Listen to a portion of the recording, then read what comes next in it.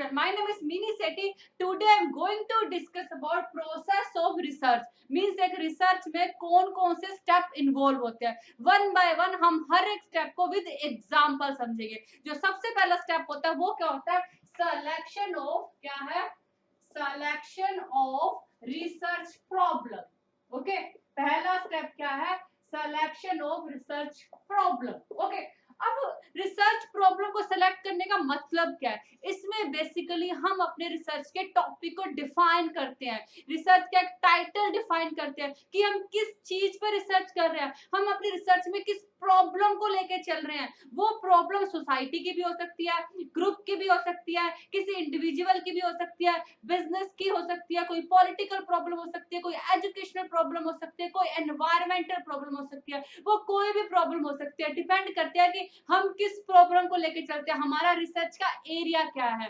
तो इसमें क्या करते हैं, हम हमारे रिसर्च का एक टाइटल डिफाइन करते हैं, टॉपिक डिसाइड करते हैं कि हम किस चीज में रिसर्च करते हैं। ठीक है, जैसे मैं यहाँ पे क्या कौन सी प्रॉब्लम को लेके चल रही हूँ, हाउ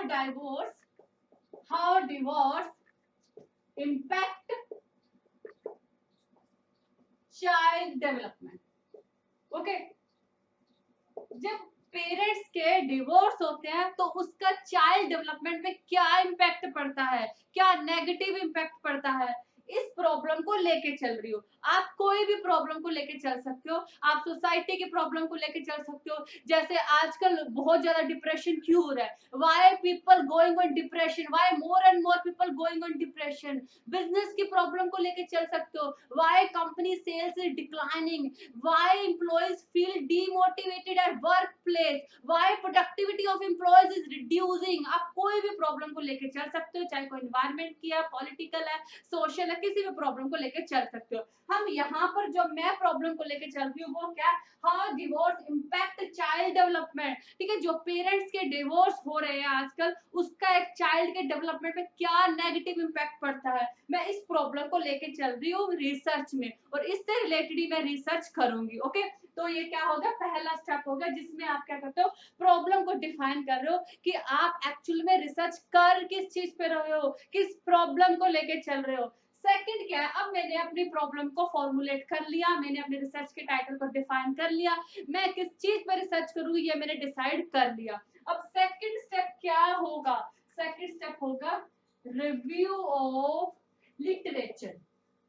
क्या होगा, रिव्यू ऑफ लिटरेचर। अब लिटरेचर क्या है, लिटरेचर क्या, कुछ रिटन मटेरियल होता है जिसमें नॉवेल्स आ जाएंगे, आपके आर्टिकल्स आ जाएंगे, प्ले आ जाएंगे, थ्योरीज आ जाएंगी। ठीक है, ये क्या होता है, कुछ रिटन मटेरियल होता है जिसमें नॉवेल्स हो गए, आर्टिकल्स, प्ले, थ्योरीज, ये सब आ जाएंगे। ठीक है, अब मैंने जब अपना टॉपिक डिसाइड कर लिया, मैं रिसर्च कर रही हूँ, कोई छोटी बात थोड़ी ना, इस पे मुझे प्रॉपर रिसर्च करनी है, तो मैं क्या करूंगी, चाइल्ड डेवलपमेंट से रिलेटेड, ठीक है, जितने भी नॉवल, जितने क्या भी, कुछ एक नॉवेल्स हैं, कुछ एक जो आर्टिकल्स हैं जो मेरे को रिलेवेंट लगते हैं, ठीक है, कुछ थ्योरीज है, या फिर और जिन लोगों ने मुझसे पहले इस टॉपिक पे रिसर्च किया उनके पेपर्स की स्टडी करूंगी, कुछ बुक्स पढ़ूंगी, कुछ चाइल्ड डेवलपमेंट में थ्योरीज दी हुई है उसके बारे में स्टडी करूंगी। ठीक है, क्योंकि मुझे अपने इस टॉपिक पे रिसर्च करनी है, तो मेरे पास कुछ आइडियाज तो हो ना, तो मैं क्या करूंगी, रिव्यू ऑफ लिटरेचर का मतलब है कि मैं मेरा टॉपिक क्या है कि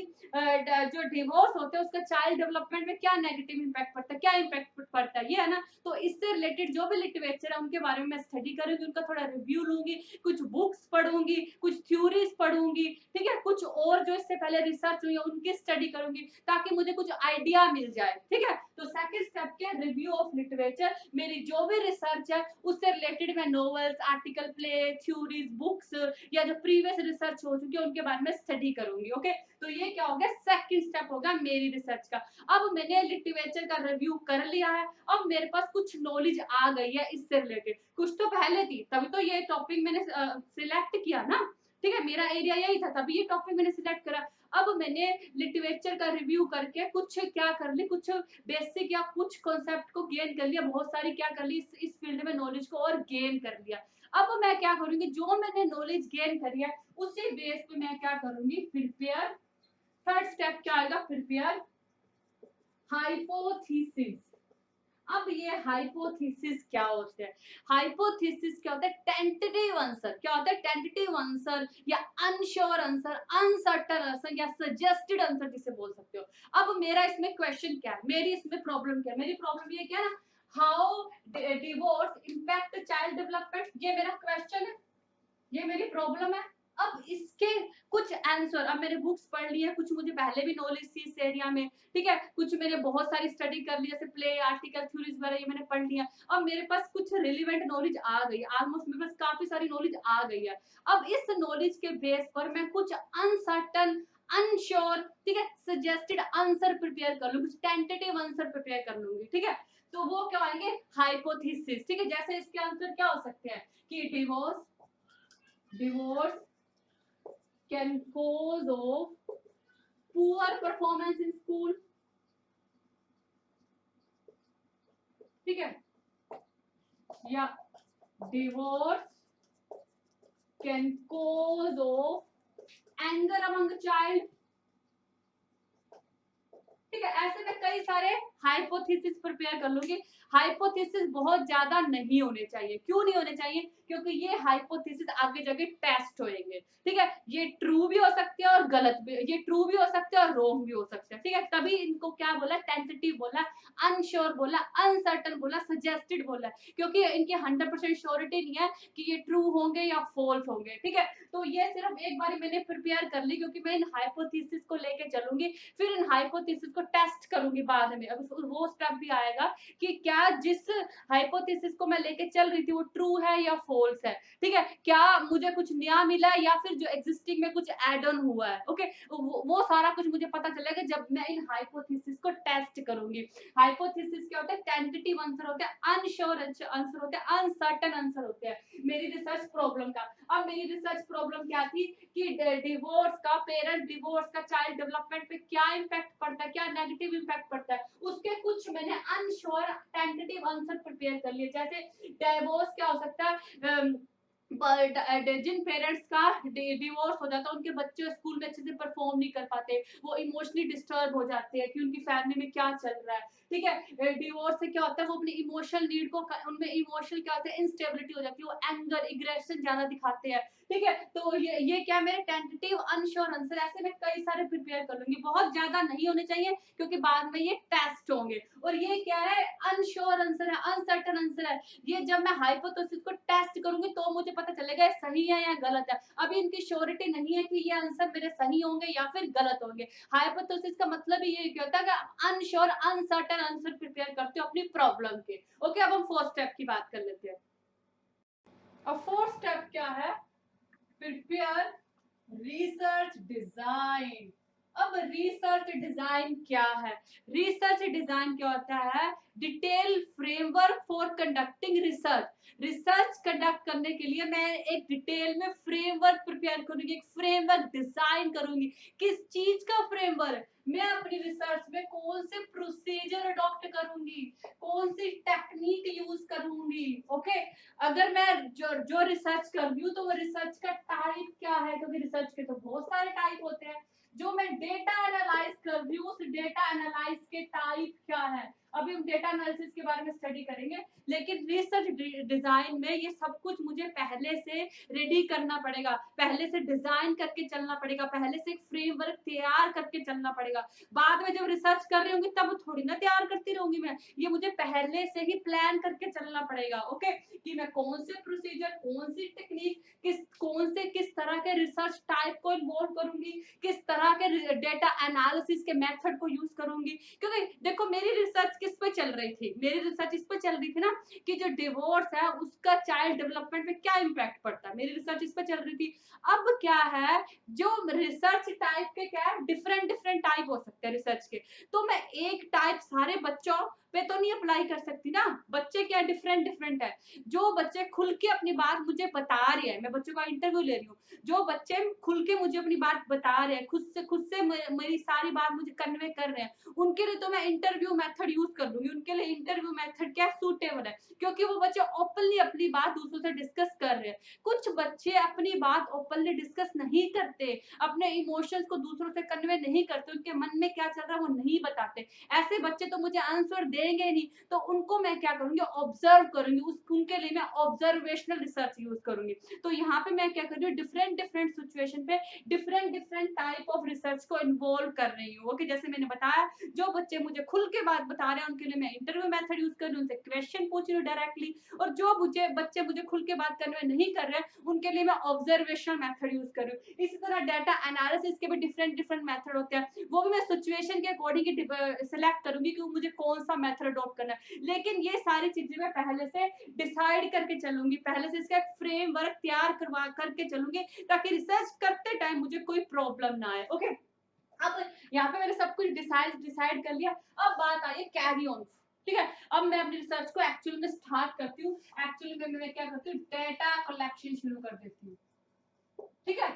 अब मैं क्या करती हूँ, अब तक तो मैंने प्रॉब्लम को देख लिया, हाइपोथेसिस प्रिपेयर कर रही, अब बात आई है करने की। तो उसमें क्या आएगा, डेटा कलेक्शन। डेटा कलेक्शन में प्राइमरी डेटा कलेक्शन भी हो सकता है, सेकेंडरी डेटा कलेक्शन भी हो सकता है। इसमें आप सर्वे करोगे लोगों से, इंटरव्यू लोगे, टेलीफोन पे इंटरव्यू ले लोगे, ईमेल भेज लोगे, direct structure interview, unstructured interview आप प्रिपेयर करोगे, ऑब्जर्वेशन मेथड अडॉप्ट करोगे। आप डिफरेंट डिफरेंट डेटा कलेक्शन के मेथड होते हैं, वो यूज करके आप क्या करोगे, डेटा को कलेक्ट करोगे। ओके, तो ये क्या आ गया, फिफ्थ मेथड हो गया डेटा कलेक्शन का, जिसमें आप क्या कर सकते हो, डिफरेंट डिफरेंट डेटा कलेक्शन के मेथड को यूज करके डेटा कलेक्ट करोगे। ओके, उसके बाद आपने डेटा को कलेक्ट कर लिया, बात आई है डेटा एनालिसिस की, ठीक है। अब डेटा, अब मैं बच्चों पे रिसर्च कर रही थी, बच्चों के बारे में रिसर्च कर रही थी कि जो पेरेंट्स का डिवोर्स हो रहा है उसका बच्चों के डेवलपमेंट पे क्या इम्पैक्ट पड़ रहा है, इसके बारे में स्टडी कर रही थी। अब मेरे पास बहुत सारे डेटा आ गए, ठीक है। कुछ डेटा क्या इरिलीवेंट है, जब मैं कलेक्ट कर रही थी तब तो मैंने सारे ले लिए, इधर से भी ले लिए, उधर से भी ले लिए। मेरे पास कुछ अनइम्पोर्टेंट स्टफ आ गया, उस अनइम्पोर्टेंट स्टफ को मैं बाहर निकालूंगी, जो इम्पोर्टेंट स्टफ है ना उसी अंदर ले लूंगी, मीन्स मैं समराइज कर लूंगी, ठीक है। मैं अपने जितने भी डाटा है उनको प्रॉपर समराइज करूंगी, उनकी एडिटिंग करूंगी, उनकी कोडिंग करूंगी, उनको प्रॉपर वे में ऑर्गेनाइज करूंगी। अब प्रॉपर वे में ऑर्गेनाइज करने का मतलब क्या है, इसे एक एग्जांपल से समझो। अब मेरे पास बच्चों के जो डेटा आ गए, ठीक है, उसे मैंने जैसे जो आए उनको एक बार लिख लिया, फिर कंप्यूटर में फीड कर लिया, मैंने मोबाइल पे फीड कर लिया, ठीक है, जैसे कलेक्ट हो रहे थे। अब मैं उनको प्रॉपर कैटेगरी वाइज ऑर्गेनाइज करूंगी ताकि वो इजिली अंडरस्टैंड हो, जैसे एज के अकॉर्डिंग, ठीक है। जैसे 8 to 10 बच्चों का ये रिस्पॉन्स था, 10 to 15 वालों का ये रिस्पॉन्स था, जेंडर के अकॉर्डिंग उसमें जो मेल चाइल्ड थे उनका ये रिस्पॉन्स था, फीमेल चाइल्ड का ये इन्वॉल्व, स्टेट के अकॉर्डिंग स्टेट के बच्चों के ये डेटा है, उस स्टेट के बच्चों का ये डेटा। इसमें मैं प्रॉपर डेटा को ऑर्गेनाइज कर लूंगी ताकि जो समझ ग्राफिकल वे में उसको दिखा दूंगी, ताकि जो मुझे समझने में आसानी हो, ठीक है। एक खच्चड़ पच्चड़ लिखे हुए इतने सारे डेटा मुझे इन्वॉल्व करे, अनइम्पोर्टेंट स्टफ भी है, क्या उनको मैं समझ पाऊंगी? एक मैं प्रॉपर वे में उसको ऑर्गेनाइज करूंगी, उसे मुझे भी समझने में आसानी होगी, कोई और देखेगा उसे भी समझने में आसानी होगी। तो डेटा एनालिसिस का मतलब भी क्या होता है, डेटा को समराइज करना, जो इंपॉर्टेंट स्टफ है वो डाल लेना, ठीक है। अब डेटा को मैंने एनालाइज कर लिया और सारा देख लिया, उसी बेस पे मैंने कंक्लूजन निकाल लिया कि इनका ये व्यू है, ये व्यू है, ठीक है। तो अब मैं क्या करूंगी, मेरे पास प्रॉपर कंक्लूजन आ गया, मैं क्या करूंगी, इंटरप्रेट, क्या करूंगी, इंटरप्रेट योर रिजल्ट। इंटरप्रेट, मैं जब रिजल्ट इंटरप्रेट करूंगी तो मैं अपने हाइपोथेसिस को भी टेस्ट कर लूंगी, ठीक है। जब मैं कंक्लूजन ड्रॉ करती हूँ ना तो उस पॉइंट पे मैं अपने हाइपोथेसिस को भी टेस्ट करके देख लूंगी। जो मैंने हाइपोथेसिस पहले रखे थे कि चाइल्ड में एग्रेशन आ जाता है, या चाइल्ड की स्कूल में परफॉर्मेंस अच्छी नहीं होती, तो क्या वो हाइपोथेसिस सही है या फिर गलत है, ठीक है। जब मैंने डेटा को एनालाइज किया, उसमें से कंक्लूजन निकाला, तो मैं क्या करूंगी, अपने हाइपोथेसिस को भी टेस्ट कर लूंगी, जो हाइपोथेसिस मैंने बनाए थे क्या वो सही है या फिर गलत है, ठीक है। अब मेरे पास इंफॉर्मेशन आ गई है कि वो हाइपोथेसिस सही थे या गलत थे, क्या वही हाइपोथेसिस चल जाएंगे मेरी रिसर्च में या फिर मुझे नए रेडी करने पड़ेंगे। इस बेस पे जो भी मेरे पास कंक्लूजन आया, जो भी रिजल्ट आया, उसे मैं इंटरप्रेट कर दूंगी, ठीक है। वो रिसर्च मैंने इंटरप्रेट कर दिया, अब फाइनली मैं रिपोर्ट रेडी करूंगी, ठीक है, उसकी रिपोर्ट बनाऊंगी, ठीक है। रिपोर्ट क्या होती है, प्रेजेंटेशन इन ऑर्गेनाइज वे। जो भी मेरी रिसर्च है उसको मैं प्रॉपर वे में प्रेजेंट कर दूंगी। अब मैंने रिसर्च कर दी, किस लिए कर दिया, अपने अपने घर पे रखने के लिए तो नहीं करना, मैं लोगों को बताऊंगी, ठीक है। अब वो टाइम आ गया लोगों को बताने का कि मैंने ये रिसर्च की थी, उसका कंक्लूजन ये निकला है। ओके, अब रिपोर्ट को मैं प्रॉपर वे में ऑर्गेनाइज करूंगी। मींस रिपोर्ट का टाइटल पेज होगा, ठीक है, उसमें एक इंट्रोडक्शन पेज होगा रिपोर्ट का, ओके, उसमें एक समरी भी होगी, ठीक है, मैंने कहाँ से रेफरेंस लिए ये भी होगा। प्रॉपर वे में मैं टेबल ऑफ कंटेंट होगी, ठीक है, मेरे जो भी कंटेंट्स है मैंने वो उसके टेबल प्रिपेयर करूंगी, तो उसको मैं प्रॉपर फॉर्म में प्रेजेंट करूंगी, ठीक है, ताकि उसे वो आसानी से उसे दूसरे समझ भी सके और मैं भी उसे दूसरों के सामने आसानी से प्रेजेंट कर पाऊं। तो ये बेसिकली क्या रिसर्च के स्टेप है, आई थिंक आपको समझ में आएगा।